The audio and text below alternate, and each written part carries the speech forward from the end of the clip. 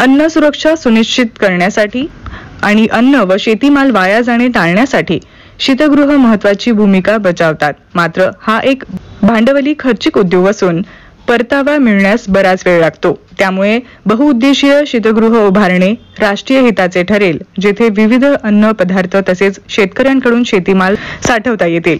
परंतु वाढत्या वीज दरामुळे हा व्यवसाय मोठ्या संकटात सापडला आहे। महावितरण MSEDCL ने मागील काही वर्षात वीज दरात मोठी वाढ केली असून यंदाही तीव्र दरवाढीचा प्रस्ताव ठेवला आहे। शीतगृह उद्योग टिकविण्यासाठी महाराष्ट्र सरकारकडून मदतीची गरज असल्याची महा कोल्ड स्टोरेज असोसिएशनने मागणी पत्रकार परिषदेत केली।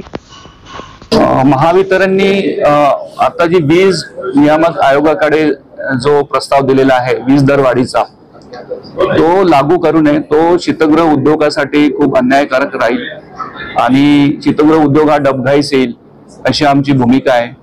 त्यानंतर दुसरा जो मुद्दा आहे आमचा की या प्रवर्गामध्ये कृषी वीज दरचा जो प्रवर्ग आहे त्याच्यामध्ये जे सर्व शीतगृह येतात त्यांना तो प्रवर्ग महावितरणने द्यावा आणि त्यासाठी food safety standard act of India या लायसन्स मध्ये ज्या अन्न पदार्थाची त्यांनी लिस्ट दिली आहे त्या ती लिस्ट ग्राह्य धरून ते अन्न पदार्थ स्टोरेज करत असतील शीतगृह मालक, तर अशा सर्व प्रकारच्या शीतगृहांना हा कृषी वीज दराचा प्रवर्ग मिळावा अशी आमची भूमिका आहे।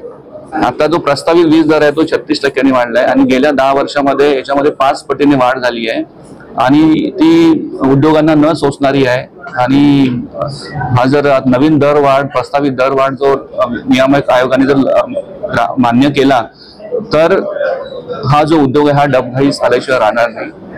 2023 ते 25 जे टेरिफ दिलं होतं MERCने मंजूर करून, त्याच्या हिशोबाने जर पर्सेंटेज वाईज बघितलं तर ST कॅटेगरीमध्ये आता 38% वाढ दिलेली आहे प्रस्तावित आणि LT कॅटेगरी जी आहे सेम याला कोल्ड स्टोरेजला त्याला 50% वाढ दिलेली आहे।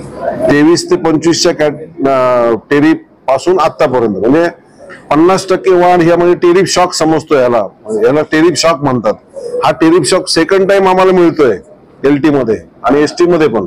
तर असे टेरिफ शॉक द्यायला अलाउड नाहीयेत। आम्ही त्याच्या अगेन्स्ट गेलो पण होतो पण त्याची काही सुनावणी झाली नाही।